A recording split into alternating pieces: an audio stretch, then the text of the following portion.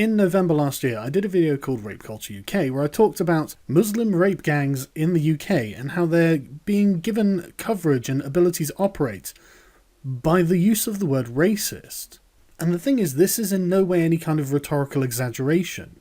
And I think it's worth having a look at in the light of recent developments, just to really hammer home the point that political correctness has gone far too far. I think it's worth paying particular attention to the Rotherham case because it is probably the biggest example of child trafficking and rape by men of, quote, Pakistani heritage that was covered up and absolutely ignored by Rotherham Council and the police because it raised some uncomfortable questions. To recap, more than 1,400 children were sexually exploited in Rotherham, South Yorkshire, over a period of 16 years, a report has concluded. The victims were almost all girls, but did include a small number of boys, and almost all of the perpetrators were of Pakistani heritage. The inquiry was carried out by Professor Alexis J, and she stated there was a collective failure by both the police and local council to stop the abuse. In the summary of her findings, she said that the state had failed to protect some of the most vulnerable children in the borough. The abuse of children wasn't stopped for a number of reasons, the first being a macho, sexist and bullying culture within the council, and that there was evidence that senior people in the council and police wanted to play down the ethnic dimensions of the sexual exploitation for fear of being labelled as racist. I won't be addressing the macho, sexist and bullying culture here because there seems little point in doing so. Such a culture is self-evidently undesirable when you're dealing with support, and the very existence of such a culture is its own argument against it. Returning to the details of the situation in Rotherham, Jay says, it's hard to describe the appalling nature of abuse that the victims suffered. They were raped by multiple perpetrators, trafficked to other towns and cities in the north of England, abducted, beaten and intimidated. There are examples of children who had been doused in petrol and threatened with being set alight, threatened with guns, made to witness brutally violent rapes, and threatened that they would be next if they told anyone. Girls as young as 11 were raped by large numbers of male perpetrators. This gives us quite a startling impression of just how serious the crimes that these children were being subjected to were. And this seems to have been allowed to continue because Rotherham Council's concerns were so arse-backwards that it absolutely beggars belief.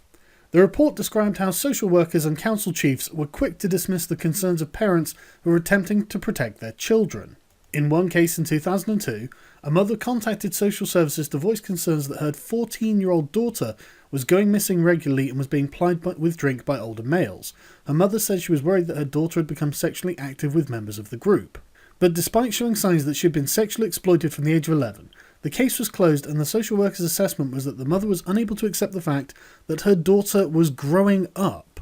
It's almost unfathomable to read. A 14-year-old girl being plied with drink by any male of any age is a crime under law.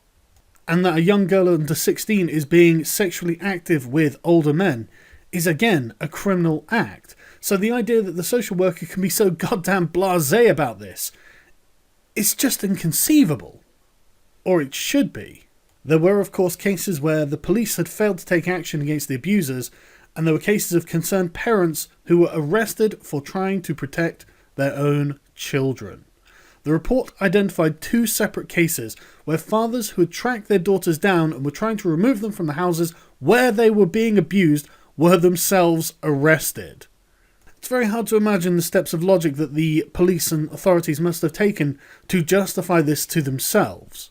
It really seems like the authorities were literally going out of their way to do anything and everything possible to ignore the groups of men who were plying these young girls with drink. For example, in this case, in 2008, an 11-year-old girl came to the attention of police after she disclosed that she and another child had been sexually abused by a group of adult males. Despite the fact that she was identified as being one of a group of girls who was associating with a known sex abuser, her file was closed and she was deemed as being not at risk from sexual exploitation. And less than a month later, she was found in a derelict house with another child and a number of adult males, who this report makes it sound like the police was just treating them like furniture. Unbelievably, the girl was arrested for being drunk and disorderly, the conviction was later set aside, and none of the males were arrested. So This girl was found presumably by police in a derelict house with a bunch of adult men, paedophiles. She was being plied with drink and they decided to arrest the girl, the victim. And these paedophiles were allowed to walk free. At one point in the report, Professor J revealed how a police officer dismissed the case of a 12-year-old girl who had been having sex with up to 5 Asian males because he said she had been 100% consensual in every incident. Of course, it's not hard to discern that the problem is the issue of ethnicity. In Rotherham, the majority of the known perpetrators were of Pakistani heritage, the report says, which led to police and council workers tiptoeing around the problem. Which is a vast understatement, given that they're not even arresting the paedophiles who are abusing the children. In the council and the police, there was a perception amongst staff that they should downplay the ethnic dimensions of child sexual exploitation. Frontline staff became confused as to what they were supposed to say and do, and what would be interpreted as racist. Other than 2 meetings in 2011, there was no direct engagement with the Pakistani community about the issue of child sexual exploitation, despite strong concern from community leaders that there should be. The prominent voices of the Pakistani community in Rotherham could see the damage being done, and they wanted it addressed. They didn't want these paedophiles, these paedophile gangs, to be let off the hook and allowed to continue because of this ridiculous fear of being labelled racist. I want to stress that this is not a Muslim issue. This is a British issue. It is an issue of being afraid of the labels. There would be no reason to think that these people were being racist by arresting these Pakistani heritage men after being caught raping young girls. There is no reason to think that this would be a race issue, except that for some reason we are trapped in this absolute death grip of fear and paralysed by paranoia about being called anything. And this problem is compounded by the laziness or callousness of the police. Too often the victims of abuse were regarded as undesirables who were not worthy of police protection, and missing persons reports were regarded as a waste of time. Some young women were even threatened with arrest for wasting police time when they sought help. Victims were often regarded by police officers as deviant or promiscuous. By police, the report adds. The police who apparently fail to remember that they are dealing with vulnerable children. But the thing is, council leaders were aware of what was going on. The report stated that there had been a prevalent denial of the existence of child sexual exploitation in the borough in the early years, but added that by 2005 it was hard to believe that any senior officers or members from the leader and the chief executive downwards were not aware of the issue.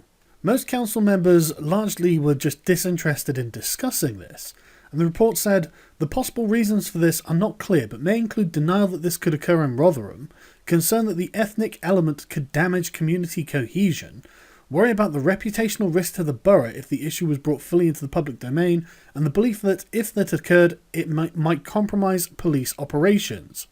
Well, it's hard to imagine what police operations they might be compromising, really. I mean, it's not like there were very many people being arrested for all this paedophilia. And it is important to stress that the bullying and macho culture was simply not an appropriate climate in which to discuss the rape and sexual exploitation of young people.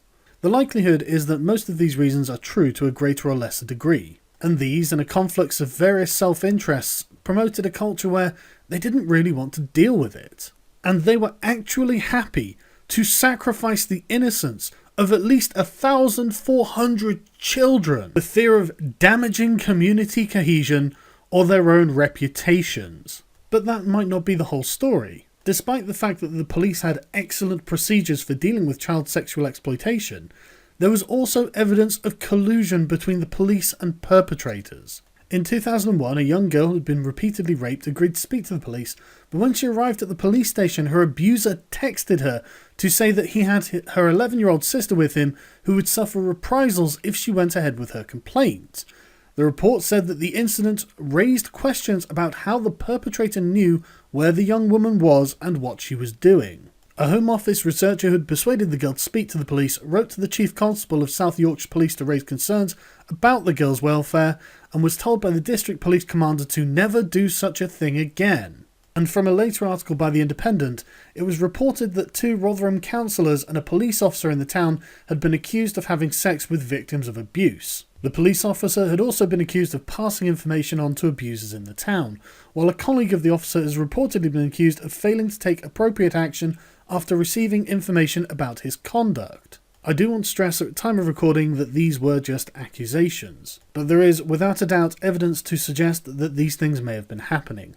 So it shouldn't really come as much of a surprise that commissioners take over as council is judged not fit for purpose. Government's commissioners are taking over Rotherham Council amid damning fresh evidence that it failed to tackle widespread sex abuse in the town because of, quote, misplaced political correctness, and then tried to silence people who wanted to expose the scandal.